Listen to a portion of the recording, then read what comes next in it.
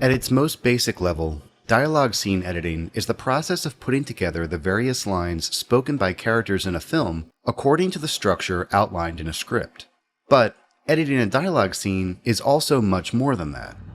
Dialogue scene editing is the way an editor reveals a character's personality and develops it over the course of a film. It's the way we show relationships, control tension, display emotion, and create comedy. It's the way we tell a story through human interaction.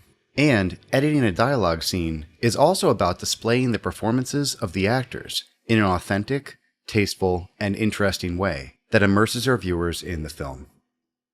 Sometimes, when working with amazing performances from talented actors, the biggest job of the editor is to simply stay out of the way and let the moment unfold on screen, putting together the various pieces of the scene with minimal involvement and manipulation. Other times, it's to mold and shape the scene to hide awkward moments and convey character development and plot points that may not be immediately obvious. Most often, our job lies somewhere in between. In this module, we're going to take a look at 4 essential skills of dialogue editing. And in the module that follows, we're going to use those skills to sculpt and enhance the performance of 2 young actors as we demonstrate the techniques in a live editing example. The first thing we'll discuss is understanding your sources and how to work with them. Crucial if you're going to achieve a professional looking and sounding result. Second is the process of establishing structure. What's the smartest and most efficient way to start building the conversation on screen? Third is splitting your edits. This is an editorial best practice that every editor should be comfortable with. We'll be taking a far deeper look into this topic than you've likely seen before. And fourth, polishing audio. How do you use your various editing tools to smooth out the dialogue to sound seamless, natural, and clear? Let's start out by looking at our audio sources. One of the first challenges you'll encounter when editing dialogue is picking the audio source you're going to edit with. That is, which microphone's audio are you going to cut onto your timeline? Often, your production will have used a few different mics. Some microphones you might see used to capture dialogue are the built-in mic, which can sound a bit like this. That is, a microphone built into your camera. Now, almost no respectable production would ever rely on this audio source, as it's likely to be pretty low quality and full of background noise. You'll want to avoid editing with this audio whenever possible. Next, we've got the handheld mic, which tends to sound a little bit more like this. This is another type of microphone you probably won't be working much with on scripted editing, but it does come into play on other projects. You might come across a handheld mic as your audio source if you're working with documentary interview footage, a concert, event, game show, or a project involving news clips. Now, for a slightly more common mic setup used in dialogue editing, you've got the lavalier mic, or lav for short. It'll often sound something like this. This small microphone clips onto your actor's clothing and can easily be hidden under a collar or thin fabric. This is a pretty good audio source to pull your dialogue from, since it does a decent job of isolating the actor's voice. Some things to look out for when cutting with lav mics, though, are that you'll often pick up a bit of cloth movement sound here and there. And the overall audio quality can tend to sound a little bit flat, lacking the richness and depth of our next audio source. The shotgun mic attached to a boom pole is often going to be your preferred audio source for pulling dialogue. It can sound a bit more like this. The shotgun mic is highly directional and does a great job isolating voices while also eliminating much of the background noise. It also delivers a fuller, richer sound than what you'll get out of your second best option, the lav. Now, there's one other audio source we haven't mentioned. ADR, or Automated Dialogue Replacement. This is audio recorded from the actors in post-production, meant to improve upon the dialogue captured on the set, either in quality, content, or both. If none of your microphone audio is sounding good, ADR is a good way to fix that. As a creative editor, you'll rarely find yourself responsible for overcutting with the ADR unless you've got a very small crew and you're wearing all the hats. Alright, so here are a couple quick tips for working with your various audio sources. When possible, you'll typically want to cut with the shotgun boom mic. Will there be times when the lavalier mic sounds better? Louder, cleaner, more understandable? Sure, but most often, it'll be the boom. Tip 2. don't layer your dialogue sources. That is, don't try to overlay your boom mic on top of your lav mic in the hopes of getting the best of both worlds. It's not going to happen. At best, you'll end up with louder dialogue where you can hear everything, good and bad, that was recorded on the set. At worst, you'll end up with a noisy mess like this, that's plagued by phase issues because the waveforms won't line up perfectly. At least not without the touch of a professional sound editor. And tip 3. Pick the best parts of each audio source. If you've found one microphone that's sounding the best in your scene, odds are you'll stick with it for the entire scene. However, there might be times when you've got a certain word or phrase that doesn't sound too great. Let's say you're cutting with a lav mic in this case. Not surprisingly, you encounter a bit of cloth rustling that interferes with a word, making it hard to understand. If you're looking to get the best possible dialogue mix in your rough cut, you can steal syllables and words from one of your other mics to help patch up your dialogue a bit. In this lesson, we looked at 4 common microphone setups you'll likely encounter when working with dialogue. Then, we discussed some tips for working with these sources. Specifically, cut with a boom mic whenever possible.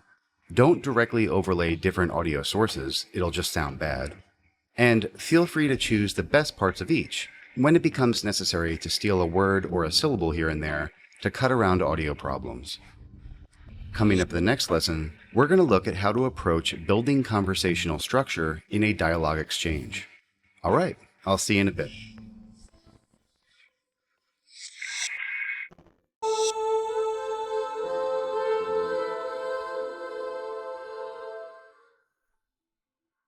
Okay, so now let's take a look at how to begin cutting a dialogue scene by assembling your lines and shots on the timeline. So, what's the basic process for building your conversational structure? Well, you've got to read the script. You've got to watch all the available footage, mark your favorite takes, and make sure that you've center panned all your dialogue. As we discussed in the Perfect Timeline lesson, we'll only be using one monotrack for editing dialogue. The film we're looking at here is from our friends over at editstock.com. It's a short film about a nerdy misfit high school girl with a crush on the most popular boy in school. Alright, so unless you plan on replacing all the dialogue with ADR later on, you'll want to be sure to piece together your basic conversational structure using each character's best audio source. That means, make a point of using the audio from a character's single shot whenever possible, as the mic should have been specifically positioned to pick up their lines with maximum volume and clarity. In our footage, the audio was recorded on lav mics, with each character mic'd individually, so all the shots will sound about the same. In the case of another scene that might have been recorded with a shotgun mic on a boom, try not to use your character's audio from a wide group shot. He probably thinks I'm the most ridiculous person on earth. Or from shots focusing on other characters. He probably thinks I'm the most ridiculous person on earth. It just won't sound as good as the audio you'll be getting from your character's single, where the microphone was directed right at the actor's mouth. He probably thinks I'm the most ridiculous person on earth. At this point, the dialogue editing process is straightforward. Work your way through the script, and piece together the lines from each character, constructing the basic flow of the conversation. To help easily tell which coverage is from each character in this back and forth exchange, I've placed the girls' lines on V1 and A1 in pink, and the boys on V2 and A2 in blue. Also, be sure to include any crucial nonverbal communication between the speakers. This script mentions a couple key reactions from each character that should be included as part of the basic structure. For now, don't get bogged down with too many details, like finessing reactions and timing. The point is to quickly structure out the exchange using good dialogue readings and solid takes from our characters.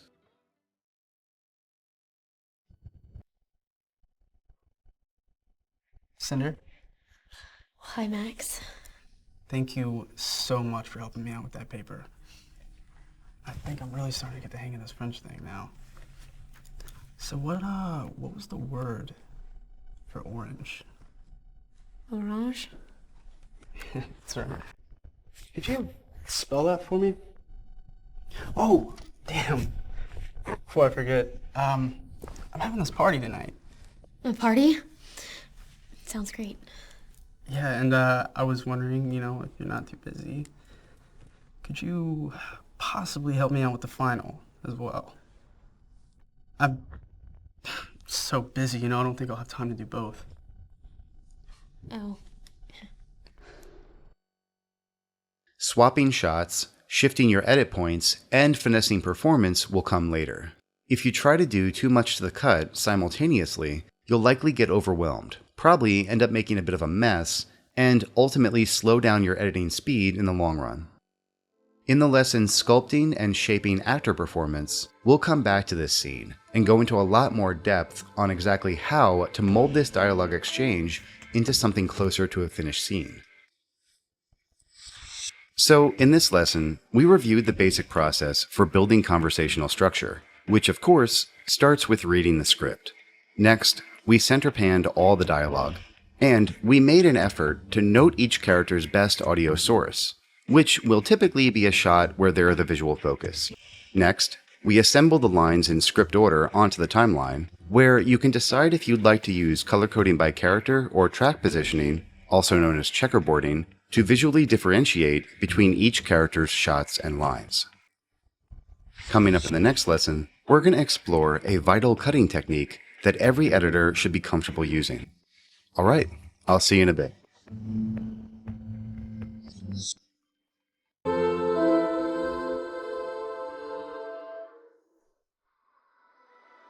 The split edit is a skill you'll be using constantly throughout your work. It's also a topic that every single editing book, web article, YouTube tutorial, and Editing 101 college class loves to discuss, usually while referring to these as J-cuts or L-cuts. Though I don't really think they look much like a J or an L. The fact is, I've never seen this technique taught in a way that truly conveyed its power and explained how, when, and why to use it. That's what we're going to do here. In the previous section, you watched as we cut pieces of footage with accompanying audio down onto the timeline.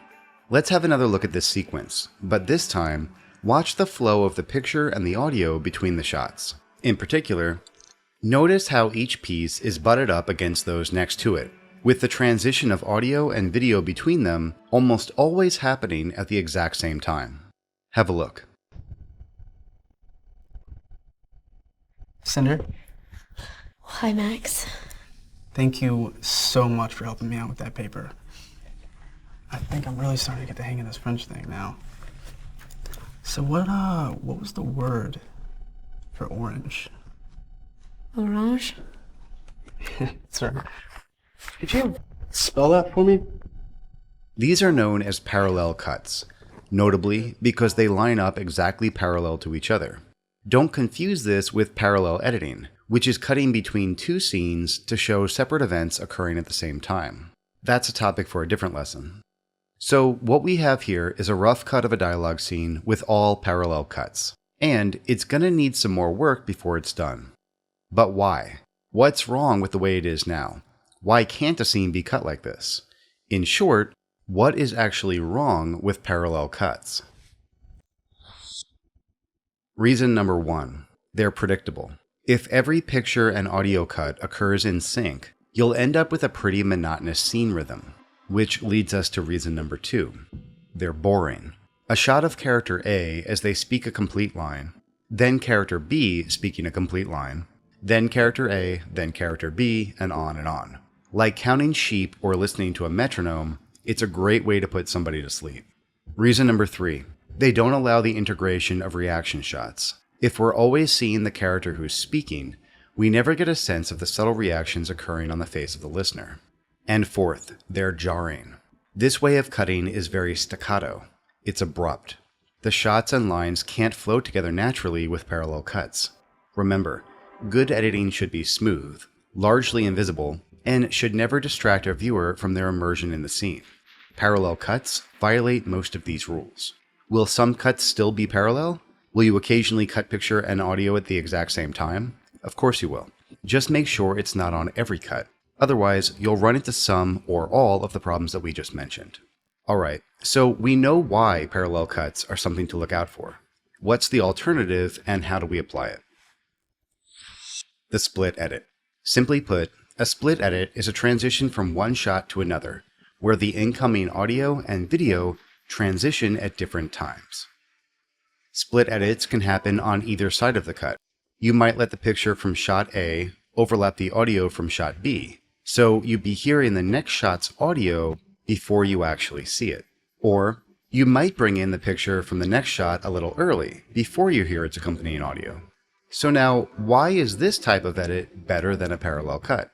It's easy to make a claim that you should be using split edits, J-cuts, L-cuts, whatever you'd like to call them. But I want to go a little bit deeper here. What does this actually achieve? And when might we use these split edits? Split edits are used to serve specific purposes, some of which directly counteract the problems with parallel cuts that we talked about earlier. The first job of the split edit is simple: to prevent the boring predictability that we described with parallel cuts. Split edits will vary up the rhythm of the cutting a bit and will allow it to flow a little bit more like music and less like the ticking of a clock. Some shots longer, some shorter, a variety to the scene's tempo.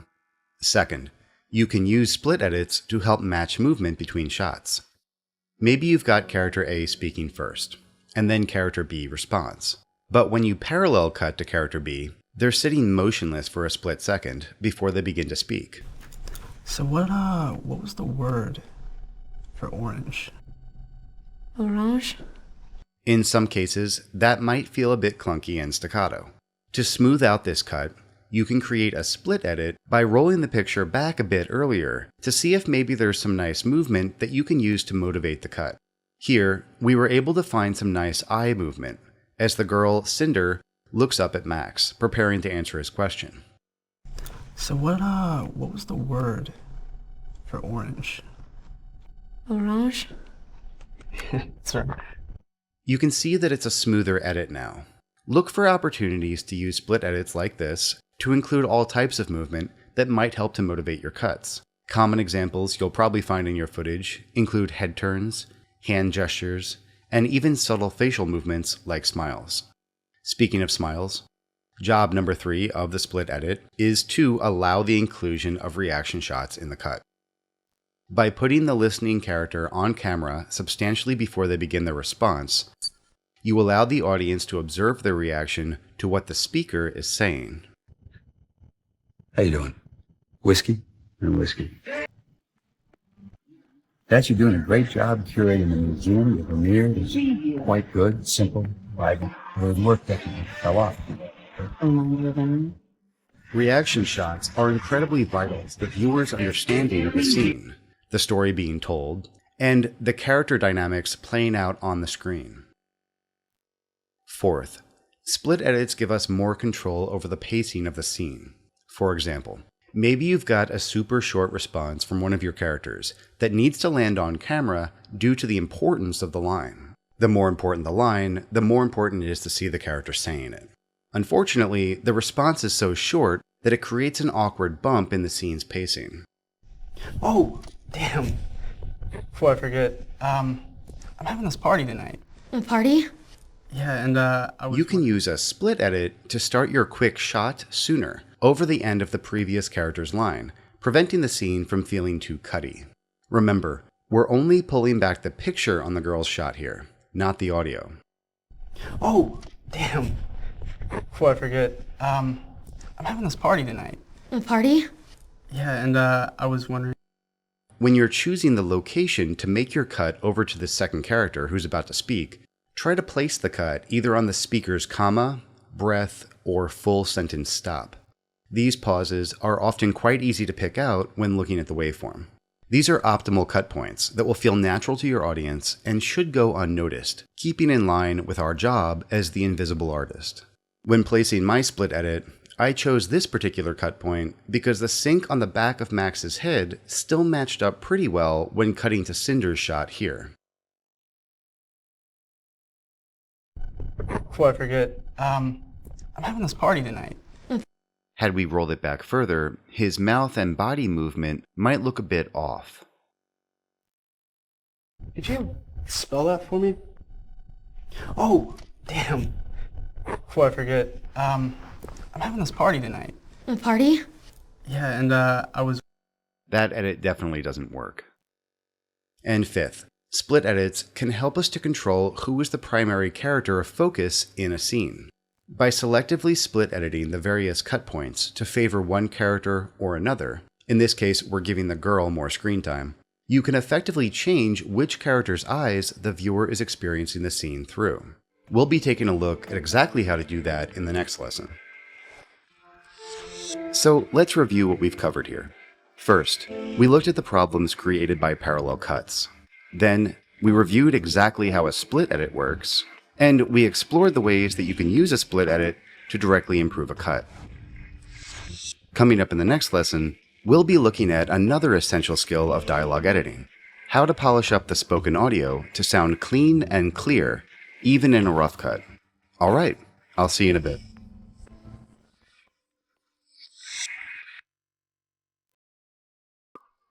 Knowing how to polish up your audio a bit is hugely important to the dialogue editing process. Even though you're working with the rough cut of your project, and you've probably got a dedicated sound team to clean up the audio before the final output, you still want to be working with dialogue that sounds good. Alright, so that's a bit vague. So what is good sounding dialogue?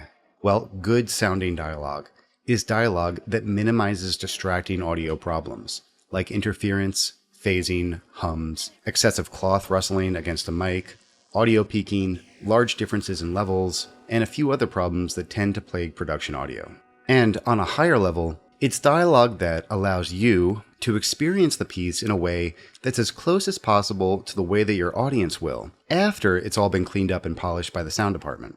As you're rough cutting, you'll want to make sure that you aren't distracted from how a moment really feels due to excessively poor quality audio. For that reason, you'll want to tidy up your dialogue a bit using a few of the key audio tools that you have at your disposal.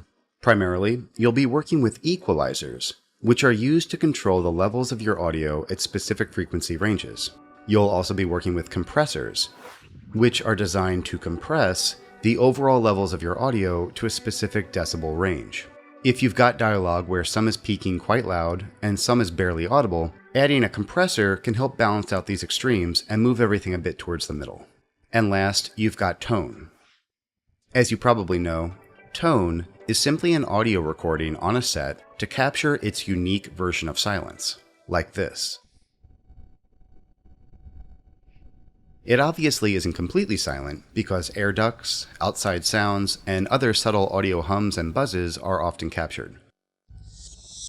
A quick and dirty tip for smoothing out a choppy dialogue exchange with lines broken up by complete silence is to add a constant layer of room tone, filling in the areas of no dialogue with a more natural version of silence between the lines.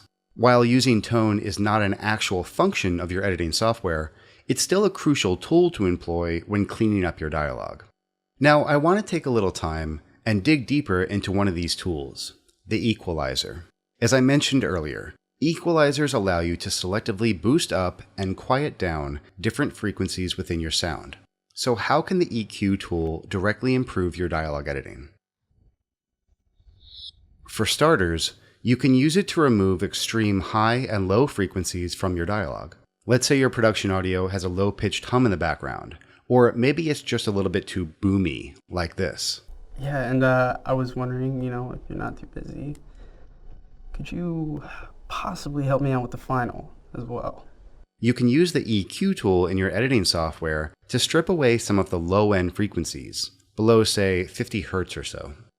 Yeah, and I was wondering, if you're not too busy, could you possibly help me out with the final as well? And a before and after. Yeah, and I was wondering, if you're not too busy, could you possibly help me out with the final as well? Yeah, and I was wondering, if you're not too busy, could you possibly help me out with the final as well? You can do the same on the upper frequencies, stripping them away to remove high-pitched hisses, whistling, or tinny qualities that you might find in your audio. Here's a line that sounds a little too trebly and hissy. By the way, I really like your shirt. So let's lower the decibels on the frequencies that fall above, say, 12 to 15 kilohertz. And have a listen. By the way, I really like your shirt. Much better. Next, you can also use the EQ tool to help match the sound quality of different microphones. Add a bit of low end here, or maybe boost the high end there to smooth out the transitions between various audio sources and create a more cohesive sounding dialogue mix. Let's look at a quick example. Listen to the difference between these two parts of Max's line, simply because they've come from different takes and slightly different microphone positions relative to his mouth. Thank you so much for helping me out with that paper. I think I'm really starting to get the hang of this French thing now. The first part is a bit crisper and clearer, while the second has a little bit too much low end and gets a little loud as well. Thank you so much for helping me out with that paper. I think I'm really starting to get the hang of this French thing now. Just by adding an EQ to that second part of his line, removing some of the lows and the mids, and then boosting the higher end frequencies a bit, we've been able to match the audio quality much more closely between the two lines. Thank you so much for helping me out with that paper. I think I'm really starting to get the hang of this French thing now. This is going to help keep viewers immersed in the scene. At this stage of the production, your viewers are your director, your producer, your client, and of course yourself. All these viewers of the rough cut should be able to experience the piece without distraction, so that they can know if each section works at a dramatic and emotional level. As I said before, mismatched audio is going to make that harder than it needs to be. And third, you can use EQ to notch out a frequency in your music to make audio space for your dialogue to shine through. Rather than just relying on boosting levels on your dialogue, you can actually decrease the levels of your music only in the frequency range occupied by the human voice. This will allow both your music and your dialogue to be heard by the viewer. Since the human voice ranges in frequency from around 500 Hz all the way up to around 3000 Hz, a good rule of thumb is to notch out a narrow range around 1500 Hz, right in the middle. You'll want to decrease the volume of your music in these frequencies by around 15 decibels. So remember, to make room in your music for the human voice to cut through, decrease your music volume by 15 decibels at 1500 Hz, hence the 15 by 15 rule. In this lesson, we looked at some qualities of good sounding dialogue. We introduced you to some key audio tools for cleaning up and smoothing out dialogue, specifically equalizers, compressors, and tone. Then we dug a little bit deeper into the EQ tool, and we looked at 3 ways that EQ can be used to improve dialogue. Coming up in the next lesson, we're going to learn how to really begin sculpting and shaping actor performance in a cut. We'll start by learning how to cut for the scene objective and control the character in focus. All right, I'll see you in a bit.